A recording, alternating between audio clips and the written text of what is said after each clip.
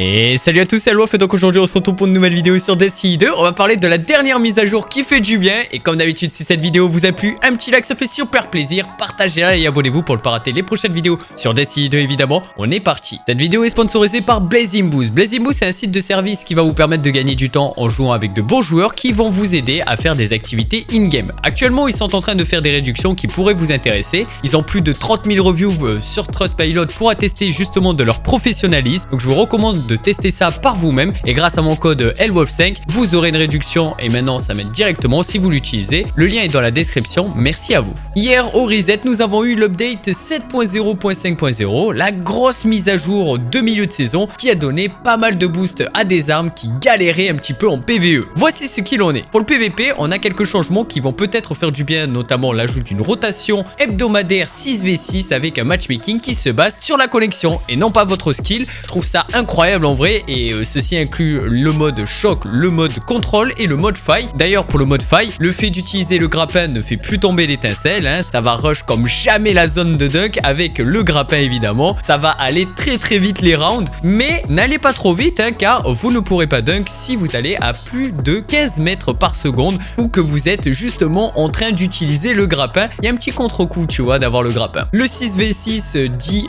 festif hein, existant va inclure le mode pagaille, domination et impulsion ainsi que canon brûleur. Comme il y a des changements de ce côté là, Bungie a donc update en même temps la quête d'introduction au PvP pour les New Light.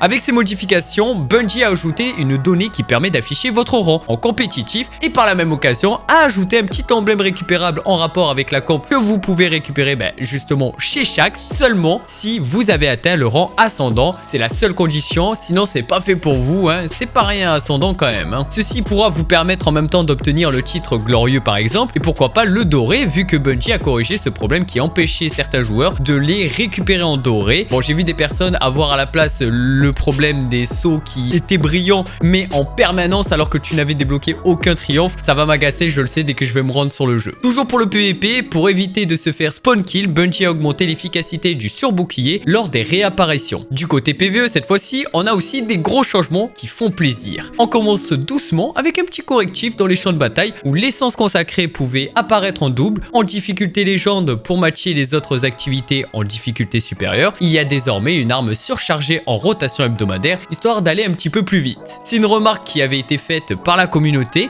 et pour une fois Bungie a été réactif concernant les tourmenteurs et le fait de les éliminer. Vous obtiendrez désormais un jeton de réanimation à leur mort comme les porteurs de lumière de la ruche par exemple dans certains assauts. On pense évidemment au GM hein, dans ces moments là et pour parler de Nuit Noire, justement la transition est parfaite, je vous en avais parlé. Les verrous de la ruche dans les champs de bataille braquage ont tous les mêmes HP qu'importe la difficulté, donc pas obligé d'avoir 3 reliques pour tous les détruire, c'est un gain de temps non négligeable. Toujours dans les Nuits Noires, hein, Bungie a patch le fait de bug abuse si je peux dire, soit le fait d'abuser du respawn illimité des mobs qui lâchaient la pile à combustible solaire dans l'assaut du trafiquant d'armes et apparemment il y avait aussi un bug qui pouvait te faire crash ton jeu lorsque tu prenais la première pile. J'ai jamais eu la chance de l'avoir, enfin du moins si, justement j'ai eu de la chance de ne jamais subir ce bug. Du côté des donjons, le donjon dualité c'est bien fait patch. Vous ne pouvez plus farm comme vous le voulez Galran en le baitant dans le vide, hein, il tombait dans le vide et tout simplement ça vous donnait les loots. Il respawn à l'emplacement initial désormais, dommage parce que c'est le donjon de la semaine. Du côté des raids, le raid origine des cauchemars se fait un peu patch, c'est quelques bugs qui pouvaient nous être tout de même favorables par moment, comme le fait qu'on ne wipait pas lorsque Nezarec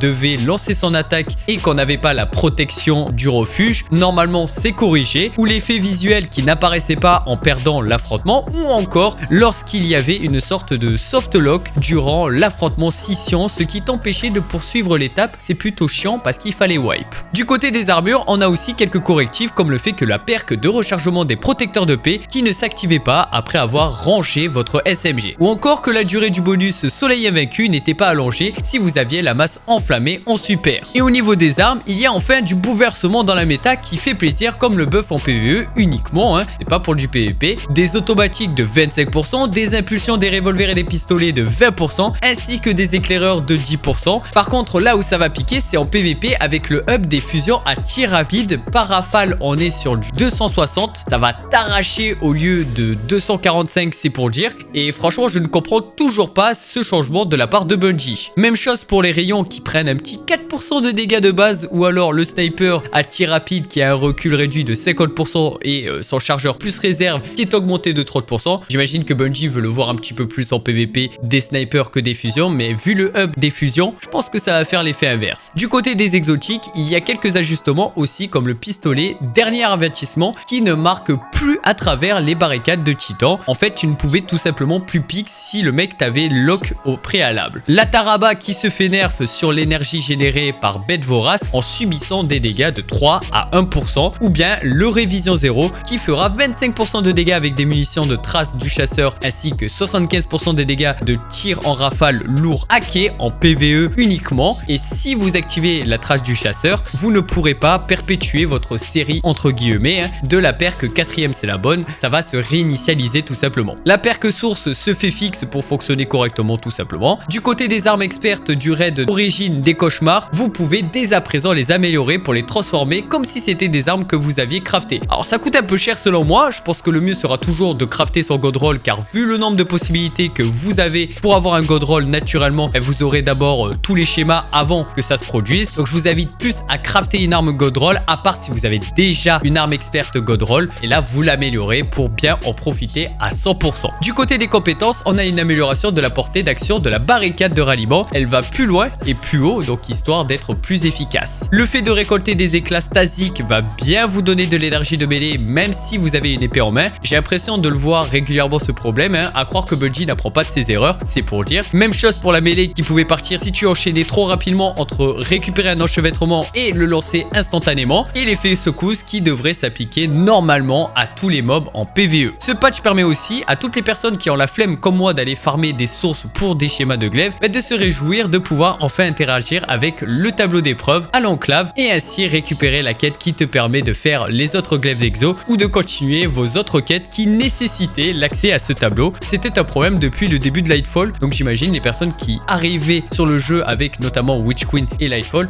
ils étaient un petit peu agacés. Et de manière beaucoup plus générale, l'ajout de l'éloge sur le style, le triomphe qui demandait de faire le dernier donjon en solo prend bien en compte le fait que vous l'aviez déjà fait en solo, même chose pour celui du raid en maîtrise. Sur ce, c'est ici qu'on va cesser. J'espère que cette vidéo vous a plu. Si c'est le cas, comme d'habitude, un petit pouce bleu, ça fait super plaisir. Dites-moi dans les commentaires, est-ce que vous avez un peu testé le hub des automatiques ou des pistolets, ou encore est-ce que vous êtes comme moi et vous avez enfin tous les glaives exo sans aller dans l'activité source. Sinon on se dit à une prochaine vidéo sur Destiny 2 où on stream sur twitch.tv/Chaos France. Prenez soin de vous et prenez soin des autres. Peace and love baby.